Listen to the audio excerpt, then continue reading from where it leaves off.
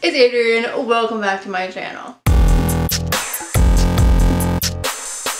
Today I am here to bring you my July / BookTubeAthon / International BuddyAThon wrap up. Before I get started, you've seen this in my last video and you'll see this probably in my next 4 or 5 videos because I'm pre-filming because we're going on vacation and I have to get a lot of things done, and my kids are downstairs because it's summer vacation and I just don't have time to keep going and changing for the next 6 videos. I also apologize about the lighting, but a couple days ago I recorded 6 videos and it was cloudy outside, so it was just too dark, so my exposure on my camera made my videos all pixely and I lost all 6 of them because they looked like crap.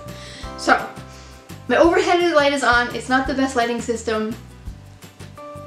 You're gonna have to deal with it. That being said, for those of you who use lighting kits, let me know in the comments below which lighting kits you use because I'm looking for a new one because I can't deal with this anymore. Anyway, back to business. Let's jump right into my TBR. I actually had a really good reading month. Before all the readathon started, I only read 1 and 2 half books, but those 3 books that I was working on are all 700 plus pages. So I read a lot of pages, just not a lot of quantity of books.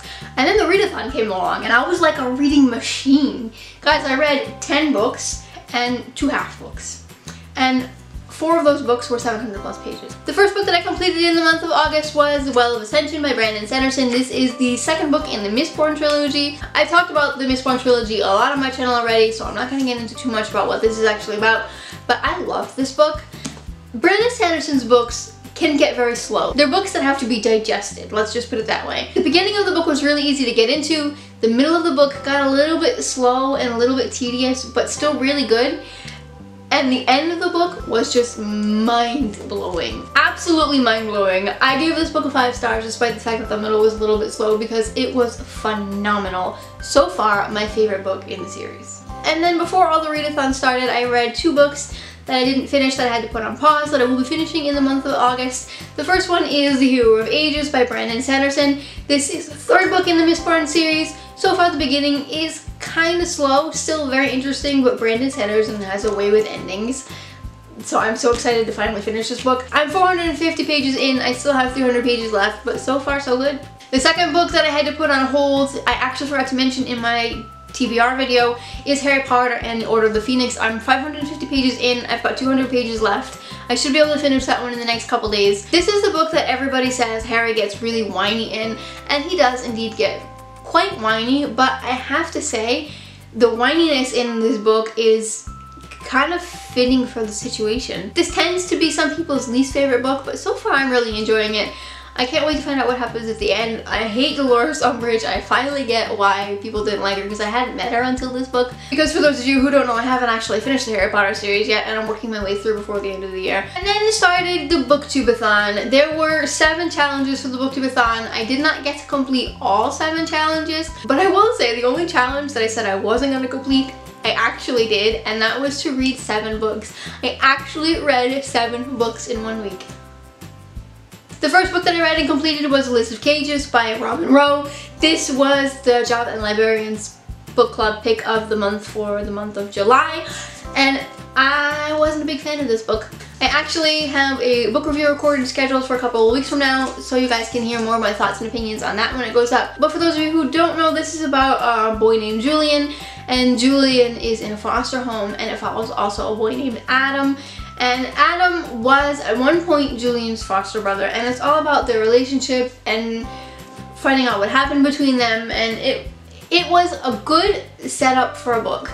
I think I understood what the author was trying to get across. I just don't think the message came across very well, and I know that's an unpopular opinion because I know so many people loved this book, but I am very sensitive to child abuse, and there were not enough trigger warnings for this that I have seen anyway for child abuse. And because I am so sensitive to child abuse, I feel like there needs to be a good reason to have a book about child abuse. And I see the reason that the author had, I just don't think it came across very well. And so it just left me feeling like it was a book about child abuse just for a good plot, and I'm not okay with that. And I know that's not what she intended, but that's how it came across. But like I said, more about that in my book review. I gave this a 2.5 stars, but at any rate, this fulfilled the challenge for the BookTubeAthon to read a hyped book. The next book that I read was Wonder by R.J. Palacio. This was the challenge to read a book with a face on the cover. I loved this book. I was afraid that it was going to be really heartbreaking, and it was at points, but I enjoyed this book so much. I have to say I related to August a lot in this book because I myself have a disability and I went through some of the same things that he did. Of course my disability is completely different than his, but I could relate to it a lot and my heart felt for him and for his family. The only thing that I didn't quite appreciate as much in this book was the constant switch of characters and the going back in time. I get it, I understand, it definitely gave the story a more broader viewpoint, and so you got to understand more things about the story and everybody's feelings, but it just felt a little bit choppy to me sometimes.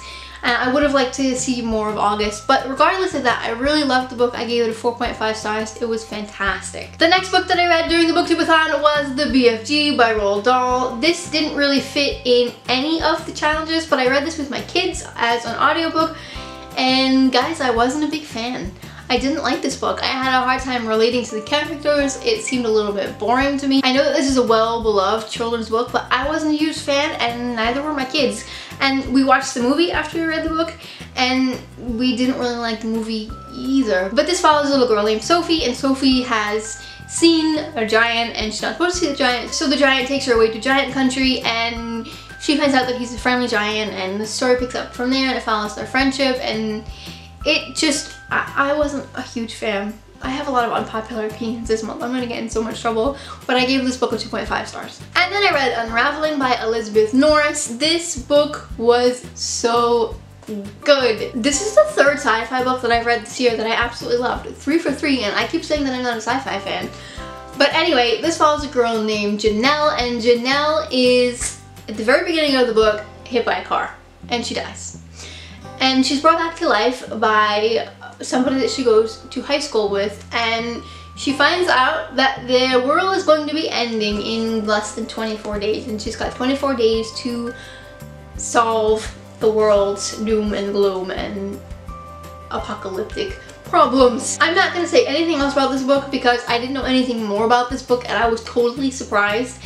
It was fantastic. The ending was devastating. I loved it. I gave it a 5 stars. This was for the challenge to read a book about a character who was unlike yourself, and I picked this one because Janelle was dead and I am not.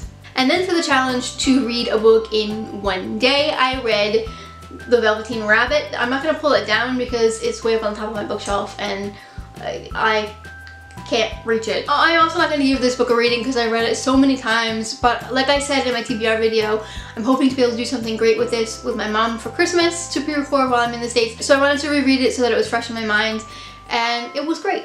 I loved it. It's one of my favorite children's books, so I didn't expect not to love it. And then the International BuddyAthon started, and the first book that I picked out of my international friendship jar was We Were Liars by E. Lockhart. This was a book to fulfill the challenge of reading a book set in a different country. This was also recommended to me by Julie from Pages and Pens, so this kind of fulfills 2 of the challenges. I've heard that this is a really polarizing book. Either you really love it or you really don't, and now I understand why. I didn't really love it, like my favorite book of all time, but I did enjoy it, and I didn't see the ending coming, which is why people don't like it. They say that they can see it coming the whole time. I didn't.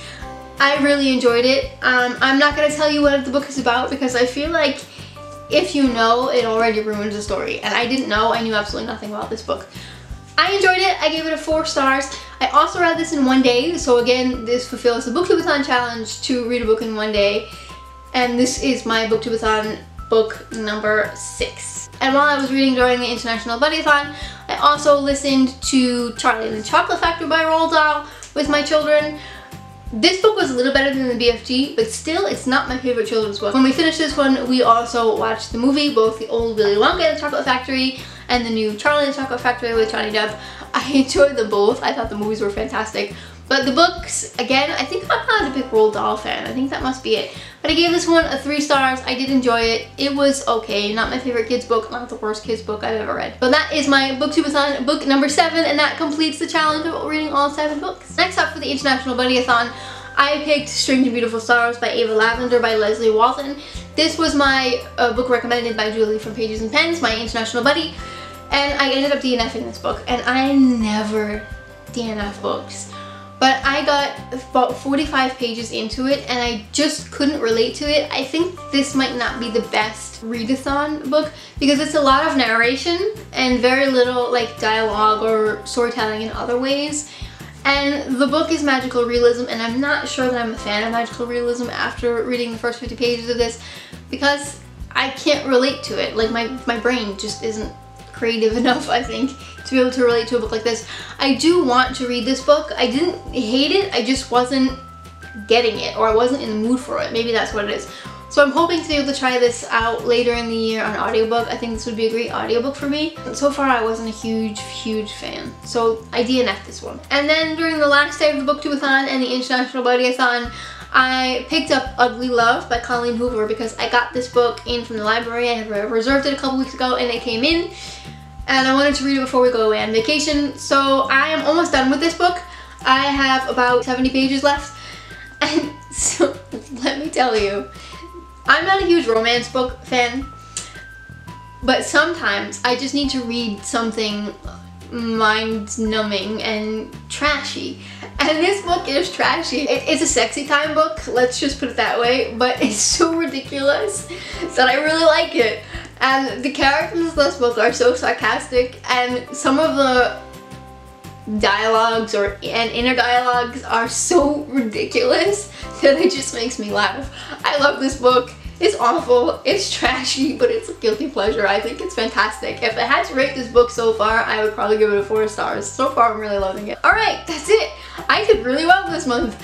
I feel like I had a really kind of funky reading month in May and June, and July started off kind of slow because my books were so big. But in the end, I ended up reading 10 books. I DNF'd one, and I read 2 halves of huge books. So not so bad, I'd say. If you enjoyed this video, please give it a big thumbs up. If you have not yet already, I'd love it if you subscribe and be part of my little bookish community. Thanks for watching and see you next time. Bye.